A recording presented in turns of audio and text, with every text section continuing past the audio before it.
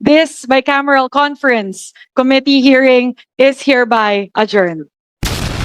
Tapos na ang bicameral conference. Tinapos na po ng mga buwaya sa Senado at Kongreso, anak ng kamuti, oh. Ayaw paawat ng mga animal. Lacson at Soto hugas kamay sa insertion at pork barrel. BBM budget insertion pinalusot ng mga kagwang. Grabe, harap-harapan po tayong niloloko ng mga hinayupak ng mga buwaya sa Senado at Kongreso. Magandang tanghali po sa ating lahat. Pa-like po muna, pa-share, pa-subscribe at pakipindot po ang inyong notification bell upang lagi po tayong updated sa ating mga video. Kakatapos lamang po ng bicameral conference na nagiging controversial nga ho dahil sa DPWH budget. Hindi po sila nagkakaintindihan, pero bandang huli nagkasundo lang ang mga kwanggol, no? Nakala po natin ay, sabi ko na nga ho, nagdadrama lang mga animal eh. Meron lang gustong ipalusot. Perma na lang, no? Ang kulang ni Bungit ay matik na magiging ganap na nabatas ang General Appropriation Bill. Pero alam natin po, meron pang small committee, di ba ho? Pagkatapos ng BICAM at dito nga po lumusot ang mga bilyones na insertion. Okay, dinapos na po ng mga buwaya ang budget, no, pinag-uusapan, at ang pinaka-controversial na budget, DPWH, ang yung 45 billion eh. Akala ko ay hindi na po nila ibalik, binalik din eh, pero bawaso. Ito, pakinggan natin po. May I have a motion to approve the budget of the Public Works and Highways? Motion to approve. Second. Duly seconded. The budget of the Department of Public Works and Highways is duly approved. Ay, salamat. Ay, salamat daw. Senwin, just a quick question lang po. I just wanted to inquire po, are there new projects in the, are there items in the Senate version within the DPWH budget that were not there in the HGAP in terms of new projects? From HGAP to the Senate version. New items, new projects. New items in the That were new projects that were in the Senate version that were not there in the HGAP. no. Yes, we have. Okay. Yes. Yun lang po. I just Yes, wanted to manifest, to put in on record, and actually it's a question lang po, that there yes. are, because there are differences naman po Yes, we talaga. have. We have in the Senate version. We have projects that are not in the HGAP. Yes Yes. po. Yes. Yes. Yun na Alright. po. And Okay. I believe, Senwin, you have also mentioned the same, right? That would be the amendments would also be uploaded in the transparency portal. No, this is actually in the Senate version. So it's already uploaded. It's already uploaded to our website. Okay. Yeah. Okay. Oh, ito na tayo ngayon. Meron kayong insertion dyan sa Senado. Ito na yung sinabi natin. Ang tanong ni Swansing, mautak din si Swansing, no? Talagang para hindi lang masasabi na sila lang ma-insertion. Ang tanong niya, kung meron bang bagong item ang mga senador, bukod di parang bagong item, bagong proyekto na inilagay ang mga senador. Sabi, yes, no? So, ibig sabihin, putang ina, niluloko po tayo dito. Tapos sasabihin nyo, wala kayong mga insertion. So, insertion po ito. Ito yung tawag. Kasi, wala man sa Kongreso, di ba? Lower house, yung item na yon. Pero pagdating sa Senado, may item. Ang pinag-uusapan natin, DPWH na pondo. So, may insertion. Tingnan mo, linawin natin Ano nga ba ang insertion? Ano nga ba ang pork barrel? Nung last budget kasi ay maraming insertion. Ang insertion, matatawag mong insertion or kahit amendments, pareho lang yun po ang insertion. Wala po yan sa National Expenditure Program. Wala sa National Expenditure Program na nanggagaling sa Office of the President na ipinasa po sa mga senador sa Kongreso yung kanilang request budget. Tapos pagdating po sa BICAM, pagdating po sa Senado at Kongreso, yung National Expenditure Program binago nila at nilagyan nila ng ibang item na wala sa NEP. Yan ang insertion. Ito yung sinabi ho ni Gatchalian na meron daw silang item, new item. So insertion po doon. Ano naman po yung pork barrel? Ang pork barrel kasi ginagawa po nilang gatasan yung unprogrammed funds. Sa pamamagitan ng unprogrammed funds, doon po sila kumukuha ng proyekto. No? At yung allocables, yun po yung pork barrel. Ang sabi nga po ni Senador Marcolita, yung taba, yun yung sinasabing taba. Nakalungkot nga lang po kasi itong mga senador, di natin sama yung ibang matitino kasi hindi mo kasama si Marcolita dyan sa BICAM. Ibinalik nila yung taba ng DPWH. Alam niyo po ba kung kasi nung nakaraan 1.2 trillion, no? 1.3 trillion yung taba, sabi ni Senador Marcolita. Aprobado na yung DPWH. Tandaan po ninyo, yung insertion po ni Swansing dyan ay 1.7 billion. Yung insertion po ni Budget D ay 2.7 billion. Ang kapatid din ni Swansing ay 1.6 billion. Insertion sa DPWH. Pero pinalusot na po nila.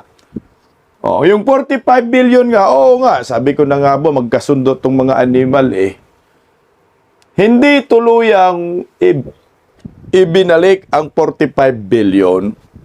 So tinapyasa ang ibinalik po, ito, budget ng DPWH, tinapyasa ng BICAM na 20.7 billion. So 20.7 billion lang po yung kinaltas. So yung taba-taba, nandyan pa rin. Anak ng kamote. Tingnan mo Magkano ba yung pinalusot nila, no? Na budget? 20.7 billion lang yung kinaltas imbis na 45 billion. So meron pa ring 20 plus billion. So mga 24 billion pa rin, no? 24.3 billion pa rin yung kanilang ibinalik. Tapos sabi daw, yung tinapyas na pondo ay inilipat nila sa yung 16.5 billion, inilipat nila sa PhilHealth, no? Putang ina, 16.5 billion inilipat sa PhilHealth. Ito na ba yung 60 billion na sinasabi? Tapos yung 4.2 billion naman daw ibibigay sa NDRRMC fund para sa mga nasalanta di umano ng bagyo, anak ng kagawang. So wala pa rin po. Niloloko pa rin tayo. So ang total ng kanilang pondo, so 520 pa rin, no? Kasi Senate version 570. So 500 plus pa rin ang total ng kilang pondo, anak ng kagawang. Hindi lang 500, mga 600 pa rin, mga kulang-kulang 600 pa rin kasi 24 lang naman yung 20 lang naman yung binawas. So kulang-kulang 600 billion pa rin po, anak ng kamote. 600 billion ang taba. Sinong pinagluloko ng mga buhaya? Tayo pa rin. So, maliwanag, meron pa ring pork barrel. May mga insertion. Okay, tinapos na po nila yung bicameral conference. Tingnan mo, tuwang-tuwa dito ang mga buhaya. Tontuwa sila dito eh. Maghati-hati na daw sila ng pira. Tangina, swerte ng mga hinayupak na ito. Tawa sa tawang-tawa na. Alright, so with that, maraming salamat po sa inyong lahat. Mhm. Finally, we have concluded our bicameral conference committee meeting. Mhm. Finally, we have reconciled the disagreeing provisions. And finally, we have a budget that we can be proud of and responsive to the Filipino people. Oy. Nag-umpisa tayo medyo tense, medyo medyo kinakabahan, pero ako ay kampante na itong budget na ito ay tunay na tutugon sa mga pangangailangan po ng ating mga kababayan. At ang higit sa lahat, itong budget na ito ay corruption-free, at higit sa lahat, wala nang overprice, at higit sa lahat, Oh, lol. Corruption free daw. So, libre na mangurakot. Yan ang totoo. Hindi daw overpriced. Overpriced pa rin yan, sir. Niloloko nyo naman kami. 20 billion nga lang yung binawas ninyo sa DPWH eh. So, overpriced pa rin. Kasi kung totoo po yung walang overpriced, di sinunod po ninyo yung 50% na cut. Sabi nga ni Bangag, di ba? 50% po, makakatipid tayo. Sabi rin ni Vince Dizon eh. Pero pagdating po ninyo sa Bicam, anak kayo ng kamuti kayo. Anong niloloko nyo lang, kapiranggot lang yung ginaltas ninyo, pero overall pa rin yan. Nandyan pa rin yung taba. Nandyan pa rin yung pork barrel. Allocables pa rin. ito po ang budget na magiging nasasabi ko standard for transparency. Lalong-lalo na marami ho tayong inilagay doon na magiging available sa ating mga kababayan. So maraming salamat, Sir Mika Sonfing. Thank you very much, Senator. Marami daw inilagay doon na available para sa mga kababayan. Baka available para sa mga kawatan. Na pinagloloko tayo. Mamaya, meron po tayong ipalabas na video. Di rin naman po galing sa atin to. Ito ay galing sa mga mainstream media. Yung kapatid niya, no? Ang kapatid niyang si Rex Gatchalian sa DSWD, putang ina. Ang laki ng singit. Kasing laki ng buhaya, no? Kaya, tuloy, oh. And to our distinguished senators, of course, to my colleagues in the House panel, ito po ay isang makasaysayang araw para sa ating bansa. Oy! Sa unang pagkakataon po, ito ang pinakaunang live stream ng Bicameral Conference Committee proceedings. Ito po ang ating paninindigan na totoo yung sinasabi ng Kongreso at ng Senado na gusto na po naming buksan yung tabing sa usapin ng budget. And I hope now that our kababayans were able to see firsthand kung gaano po namin pinaghirapan yung pagbuo ng budget na ito. Officially, our BICAM has run for 6 days. We started last December 13. And now it is 2:20 in the morning on December 18. So ganito po talaga kahaba yung diskusyon kapag talagang gusto natin na siguraduhin na tulad na sinabi na, ni Chairman Win na gusto natin na malinis, transparent yung ating budget na ito po ay talagang tumutugon sa pangangailangan ng ating mga kababayan at talagang isa po itong budget na mapagkakatiwalaan ng bawat Pilipino. Again, thank you to everyone. Putang ina, malinis daw, no? Na budget. Mamaya, bulagayin natin. Pinagkakatiwalaan ng mga Pilipino. Hindi eh. Alam mo yung ginawa nila sa Bicam, panlilin lang yan. Kasi kung totoong malinis po yan, dapat inisa-isa nila per item, per projects. Hindi naman eh. Nang ginawa lang nila dyan, ay bawat departamento. Magkano ba budget DPWH? O ganito. Eh, napakalaki naman yan. O ganun lang ho ang ginawa ho nila. Pero at the end of the day, binalik. Pero yung per item na proyekto, ay, anong proyekto ito? Saan ito? Hindi nila ginawa yun. Hindi nila pinag-uusapan yung kabuang budget lang ng bawat departamento. Doon lang sila nagtatalo sa pinakamalaking sa amount. At sa mga insertion, doon sila nagtatalo. Pag tiningnan mo transparent, hindi masyadong transparent ito. Sabihin na lang natin, naka-live naman tayo sa Bycam at nakikita namin kung ano yung pinag-uusapan ninyo at nakikita rin namin. Nakikita rin ng taong bayan kung paano ninyo kami niloloko. Ito, huwag tayo paniwala dyan. Thank you to the technical staff. Thank you to the secretariat and the page. Our Palakpak ng friends mga in the buhaya, media who has stayed with us until the wee hours of the morning for 6 days. Muli, maraming Putangin na, labas ngipin, no? 1.7 billion pa naman insertion Sa kapatid, 1.6. Anak ng kagawang kay Bujide, 2.7. 7, Tonto ang mga animal. maraming salamat po to everyone here today. This is an achievement for the country. Maraming salamat po. Nagpapasalamat po ako kay Senator Ano daw? Achievement for the country? Baka achievement for the mga buhaya. Achievement ninyo, mga hunghang kayo. Dahil mapupununan yung mga bulsa, anak ng kagawang. Pinagluloko tayo ni Swansing, no? Magaling talaga mang-oto. Sige nga. Amy, kay Senator Erwin, kay Senator Lauren, kay Senator Kiko, kahit na medyo senior. Hindi, wala akong sinasabi kung Senior sino. sa pangungurakot. Hanggang 2 a.m. nandito sila kasama natin. I would also like to say thank you, of course, to Congressman JJ Romualdo, Congressman Javi Benitez, Congressman Brian Yamsuan, Congressman Pepito Alvarez, Congressman Albert Garcia, Congresswoman Christine Singson Mian, Congresswoman Maricar Zamora, Congressman Rufus Rodriguez, Congressman Marcelino Debanan, and Congressman Alan T. Maraming salamat po. On the part of the Senate, this bicameral conference committee meeting is hereby adjourned. On the part of the House, this bicameral conference committee hearing is hereby adjourned. Natapos na. Okay. So, himayin natin, ha? Kung totoo ba talagang transparent at totoo ba talagang malinis yung budget na ito. Tandaan po ninyo, yung mga insertion nila ay hindi nila nilinis.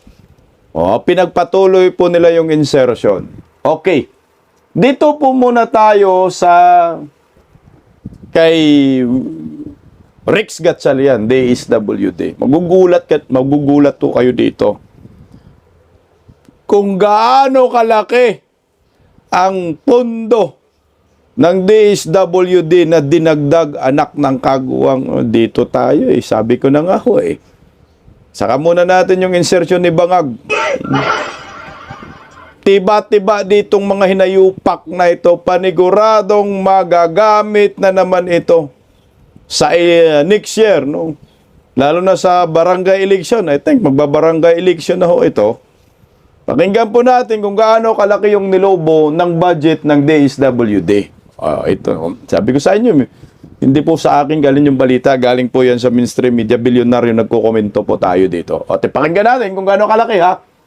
Sa gitna ng mga alegasyon ng pamumulitika, lumobo pa ang pondo para sa ayuda ng DSWD. Ang detalye sa agenda report ni Dexter Ganibe ng Abante.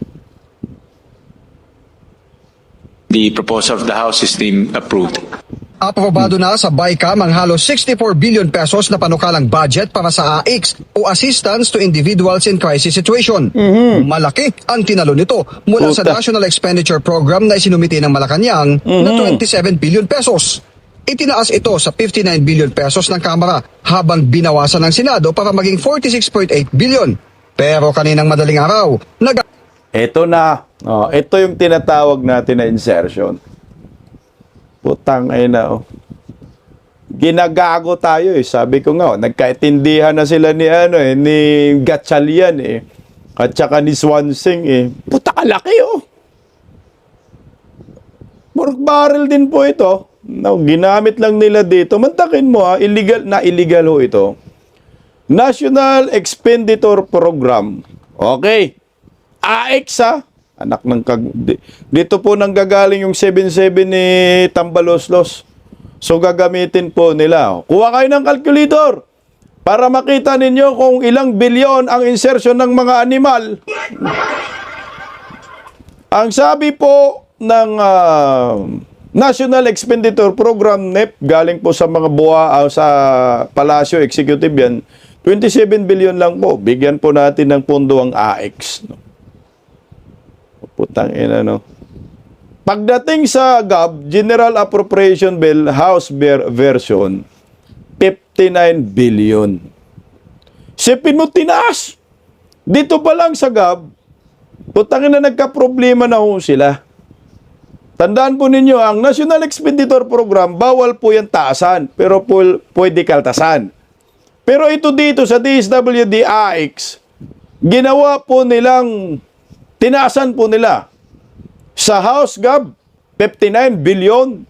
Sa Senate version, 46.8 billion. So pareho po silang nagtaas from 27 billion. 27 billion, ginawa pong 59 po ng mga kongresista, mga buhaya. So ibig sabihin, 32 billion po yung in-insert nila dyan. 32 billion. Sa House of, sa Senate version naman, ginawa po nilang, 46 pala, 46.8 billion. So, nagtaas sila ng kulang-kulang 20 billion. Pareho lang din, no? 20 billion lang. 20 billion yung mga itinaas. Sa House, tumaas ng 23 billion. Tingnan mo kung paano tayo ginago. Hindi nagkasundo ang Senado at Kongreso sa kanilang idinagdag. Putang ina, pagdating sa BICAM, di ba ginawa tayong tanga dito? Tingnan mo ha, pagdating sa BICAM na, ginawa na po nilang 63.98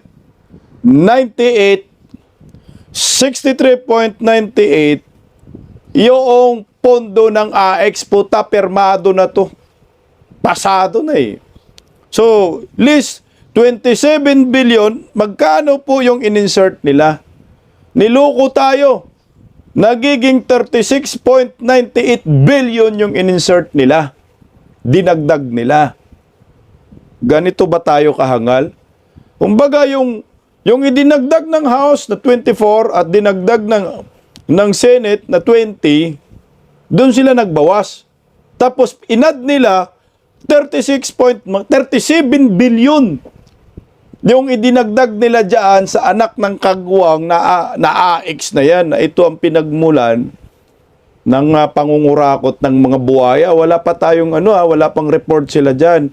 Ginagamit ho nila yan sa kanilang sariling interest. Ito yung posible na pwedeng gamitin ng Kongreso. O tika, meron kaming pondo dito, bilyones. Impeach natin si Inday Sara. Wala kang AX pag hindi ka pipirma sa impeachment. Ilang milyon sa'yo? O ito na lang patunay. Takin mo. Ginagago ang taong bayan. Almost 40 billion yung tinaas nila dyan. Tawag dyan, insertion. Yan ang maliwanag. Insertion. Bawal po magdagdag na ang amount sa National Expenditure Program pwede lang magbawas. Yan po ang sa batas. Pero wala po silang batas-batas. Sila'y naturingan mambabatas. Nangyayari, binubutas nila yung batas. Tingnan mo tuloy. Kasundo ang dalawang kapulungan ng Kongreso na itaas pa ito sa 63.98 billion pesos. Suportado ni Senator Erwin Tulfo na maitaas ito bilang dating DSWD Secretary. Alam niyo, Mr. Chair, mas lalaki po ang gastos ng DSWD because kasasayin lang po ng batas Tingnan mo. na last October nasasagutin na po ng DSWD ang burial ng mga mahirap nating kababayan.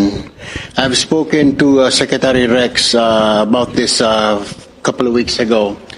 And the usual practice is like 10,000 pag cash out, pag cash. Pero pag guarantee letter, dadalhin ng tao, ng pobre from DSWD, lalo na kung yung funeral parlor is registered with DSWD, sinasagot po nila up to 50,000. Dagdag ni Senator Erwin, Utang, pangunahing pagkakagastusan ng AX ay pantulong sa humigit kumulang 17 million Pilipinong mahihirap o nasa below poverty line. Lalo na kapag naharap sa kalamidad ang mga Pilipino na kahit yung mga wala sa poverty line ay kailangan ng helpline para maitawid ang ilang araw na hindi makapasok sa trabaho. Hindi lang po yung tinamaan ng bagyo, tinamaan po ng earthquake, yung mga biktima po nito ang tinutulungan ng DSWD because kahit po yung mga fisherman na hindi makalabas, hindi po pinalabas ng Coast Guard yung fisherman po, Mr. Chair, Ulol. yung community. Wala pong kakainin. Personally, give my testimony that in Cagayan de Oro, Misamis Rizal, Mindanao, Secretary Rex, together with the DSW personnel, are always immediately at the forefront of meeting the contingencies of all the calamities. Pero nagbabala si Senator Amy Marcos sa panganib na magamit sa politika ang pinalakihang budget ng AIX. Paalala niya, may eleksyon na naman sa 2026. Ito ang eleksyon sa Barangay at Sangguniang Kabataan Diba? at ang Bangsamoro Autonomous Region in Muslim Mindanao o BARM. Sana yung mga tunay na nangangailangan ng makinabang dito at alalahanin natin may eleksyon na naman sa 2026, may barangay at BARM. Wag naman sana tuluyang mapolitika muli. Una nang isinulong ni Senate President Pro Tempore Panfilo Lacson na isama sa probisyon ang pagbabawal sa mga politiko sa pamamahagi ng DSWD ng mga ayuda. Diyan pa lang, bilyones na almost 40 billion yung insertion. Pinilit nila yan. Siyempre, magagamit nila sa mga kaalyado nilang mga buhayang kupitan. No? Yung mga AX, anak ng kagwang, sinuportahan pa ng mga hinayupa, kagaya ni Erwin Tulpok. Bakit ka nagdagdag? Ganun lang yung reason mo. Gawin na ninyong tamad lalo ang mga tao dyan. AX, ayuda na naman, anak ng kamuti. Yan ang mahirap sa atin eh. Pinipilit ho ninyo magkaroon ng insertion para meron kayong magagamit.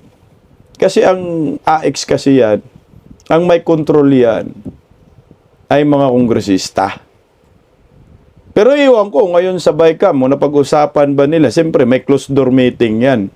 Malangan naman sabihin nila doon sa BICAM na on public na yung AX hindi lang kayo, kami rin, no? Di ba? Bigyan nyo kami ng allocables. Ayan, ito yung pwedeng magiging allocables, no? Pwede rin i-alloc kasi almost 40 billion man yung idinagdag nila.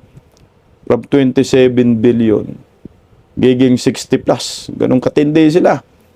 No? Harap-harapan, ginagawa ang taong bayan. So, election pa rin at the end of the day. Ang kanilang dito ay pinaghandaan. Bukod pa riyan, yung impeachment labang kay Vice President Inday Sara. Kaya yung sinasabi ni Swansing, pinakamalinis di umano na budget, katarantaduhan po yon, isang kalukuhan. Ito ay mas pinakabudol na budget. Kasi isipin mo oo na nga, nag-live na nga ho tayo. Nilive na nga ho nila yung BICAM, pero live din tayo, harap-harapan niloloko. Ewan ko lang sa mga Pilipino kung hindi po nakita ninyo yung mga bilyones na yan. Sa DPWH, tingnan mo sa DPWH. Sabi mo, cut 50% yung presyo. Pero bakit ganun pa rin kalaki ang budget na ibinigay ninyo? Almost 600 billion pa rin. Nagtalo kayo sa 45 billion, yung pala, ang binalik din ninyo, yung 20 billion. So, sino ang niloloko ninyo? Ang taong bayan, mga taxpayer. Ginigisa ninyo ang mga taxpayer sa kanilang sariling mantika. Napilit ninyo pinapaniwala, okay to, malinis. Pinakaunang live na BICAM, pero alam namin meron pang small committee. Alam namin, meron pang mikos-mikos yan, yung pag-ratify na yan, diba? Ratify yan sa plenaryo, magpipirmahan yung mga senador dyan. Pipirma sila lahat dyan sa General Appropriation Bill. Pagpirma, pupunta kay Bangag, pag-check ng grupo ng mga buhaya sa Malacanang, babaguhin na naman nila yan. So useless yung BICAM na yan.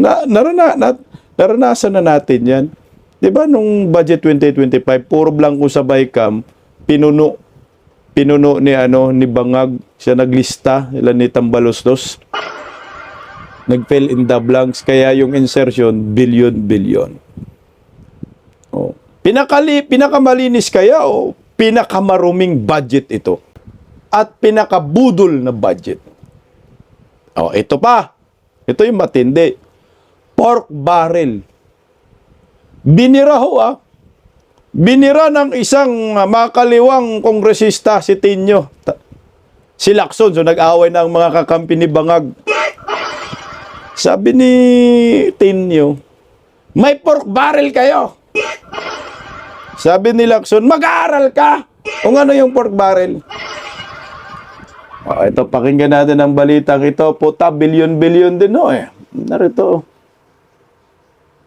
Pumalag naman ang mga senador sa mga alegasyon ng umano'y pork barrel sa 2026 budget. Pero may tugon dyan ang kongresista na nagpapalutang ng naturang issue. May report si Daniel Manalastas.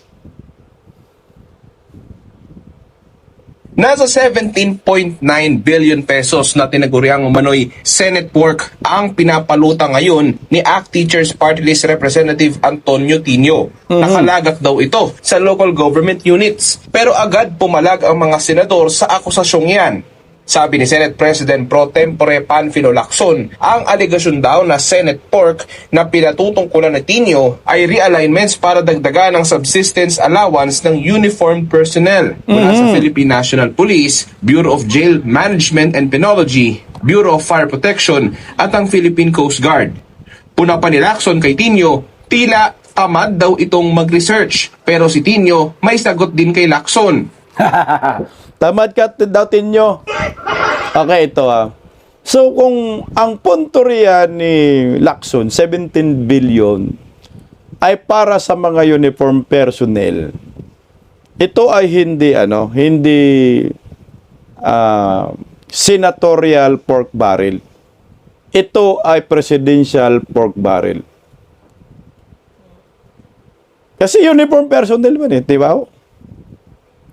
Sino ba may control ng uniform personnel? Si Bangag. 17 billion ang sabi dyan. Pero nung na-interview si Soto, Tito Soto, 23 billion. Yung in-insert.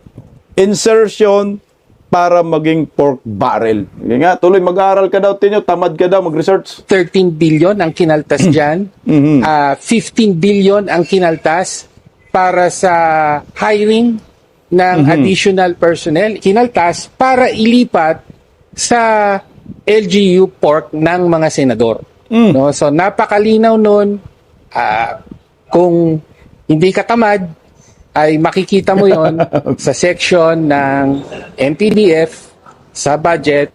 Si Senate Committee on Finance Chairperson Pareho kayong mga tamad, nag-aaway na kayong mga buhaya kakampi ni Bangag. Sarap pag-untugin yung mga ulo ninyo. Ang sabi ni Tinyo daw, LGU pork daw. Uniform personnel naman ang sabi ni Lacson. Sige nga, tuloy Sherwin Gatchalian, iginiit na ang mga ginawang adjustments ng mga senador sa national budget ay ginawa ng may transparency. Tinawag din ni Gatchalian na walang basihan at mapanglito ang mga aligasyon. Daniel Manalastas, IBC News. Ito, sagot ni Lacson. Sir, reaction lang dun sa 17.9 pork barrel daw po na sinecure ng Senate. Mali. Hindi siya nag-research.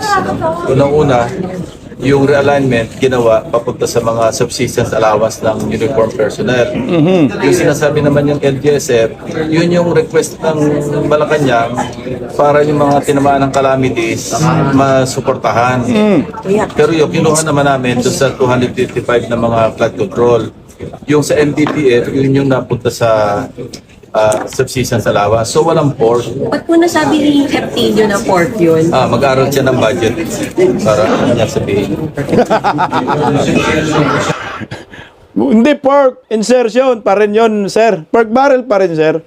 Tingnan mo, sim lang yan, sir. Pork barrel pa rin yan. Hindi lang, senator pork barrel.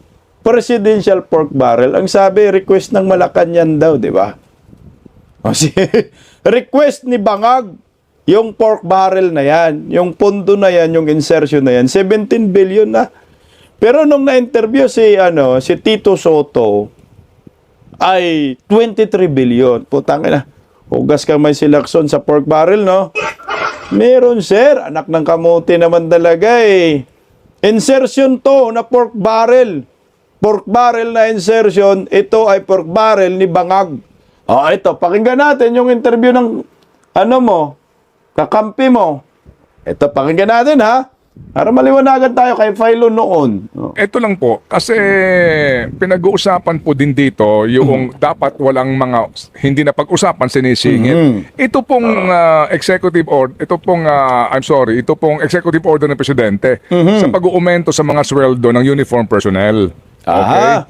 Ang sabi niya po dito under Section 5, funding. The amounts necessary to implement the increase in the base pay and subsistence allowance in fiscal year 2026 shall be charged against any available appropriations under the fiscal year 2026 General Appropriations Act. Okay? Alright. Ito sabi niya, kasi nga hindi kasama ito sa NEP eh. Correct. Ito yung kanyang inanunsyo recently lamang.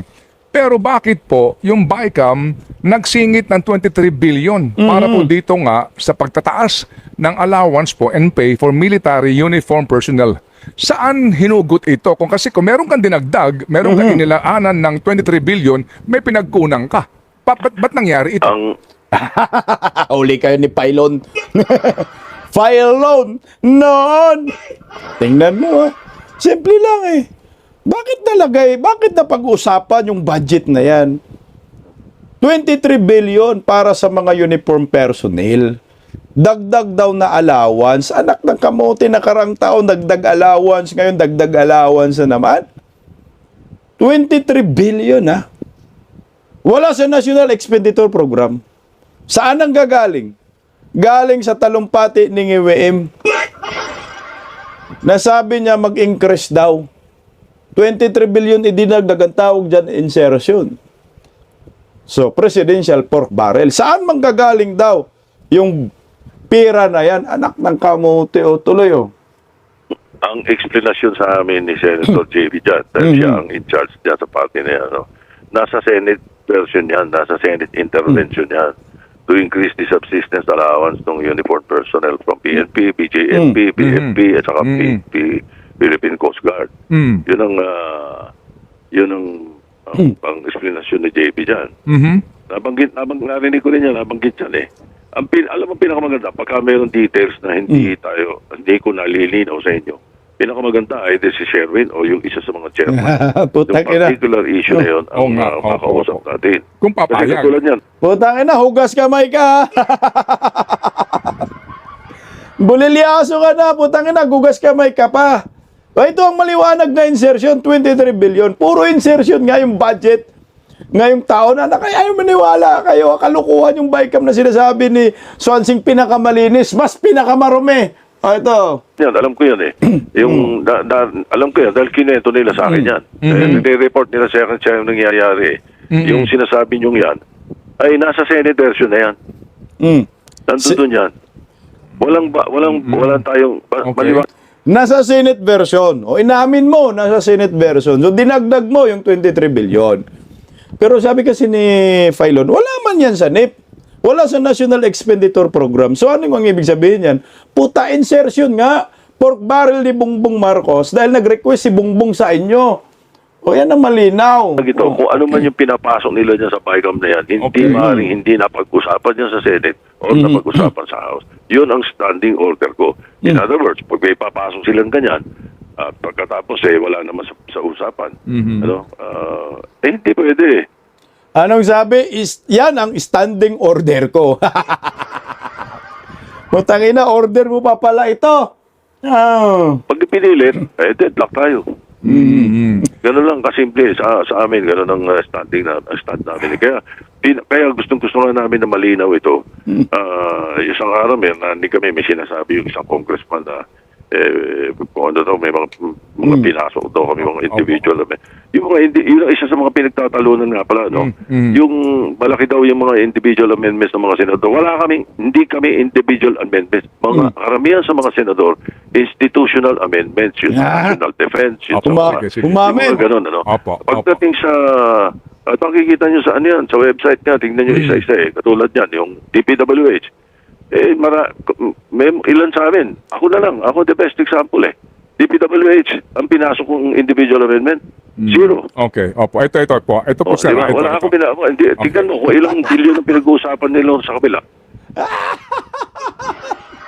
Putang ina, umamin din kayong mga hinayupa kayo. Huli ka rin sa bibig mo. Wala daw silang individual amendments. So nagtuturo pa, mas billion-billion daw yung insertion sa kabila. Billion-billion, wala kayong individual amendments, pero meron daw silang institutional amendments. So lahat sila, mga senador, nagkasundo. Yun yung institutional, lahat So inamin ninyo, may mga insertion pa rin. Amendments lang yung word na ginamit mo, pero same lang yung ibig sabihin, amendments and insertion. Gaya yan. Sa mga uniform personnel, dinagdagan po ninyo ng 23 billion. Mapunta ba talaga yan sa uniform personnel? Illegal po yan. Bawal nga tayo magdagdag sa NIP. Pwedeng magbawas. Nakikita ko rin ito Bakit ito yung piniling presidential pork barrel ni Bongbong? Itong uniform personnel. Kasi nga takot yan makudita. Takot yan military junta. Dahil usap-usapan, di ba? Mainit yung usapin sa military junta At government reset. Takot yan.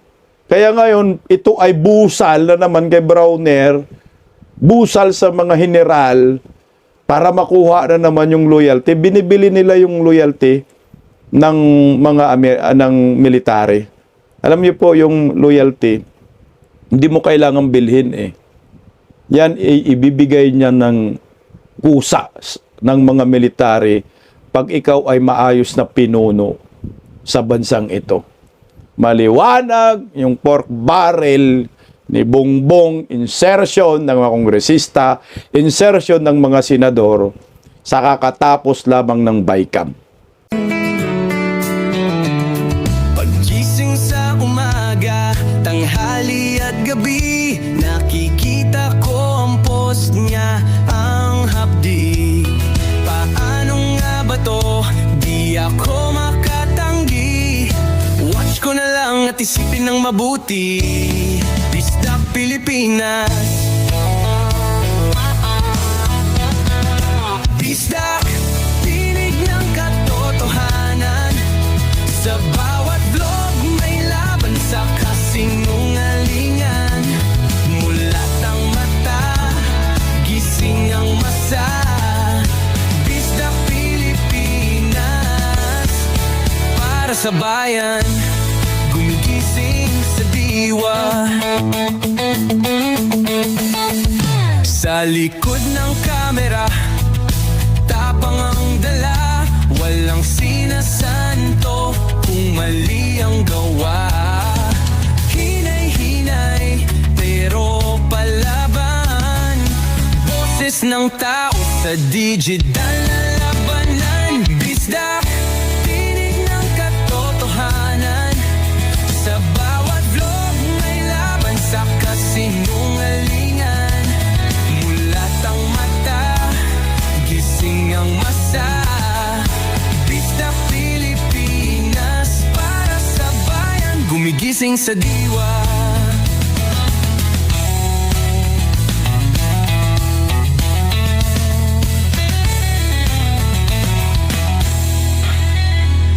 Hindi artista, hindi politiko, pero ang katotohanan, sigaw niya ay buo.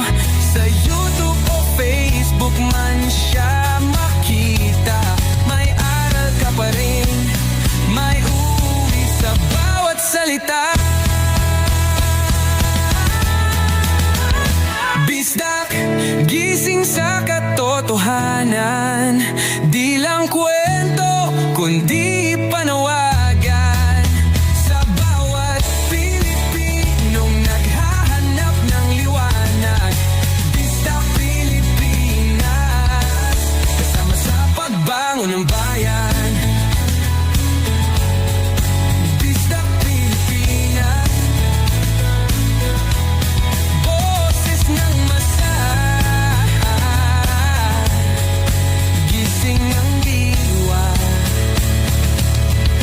mo, may pag-asa.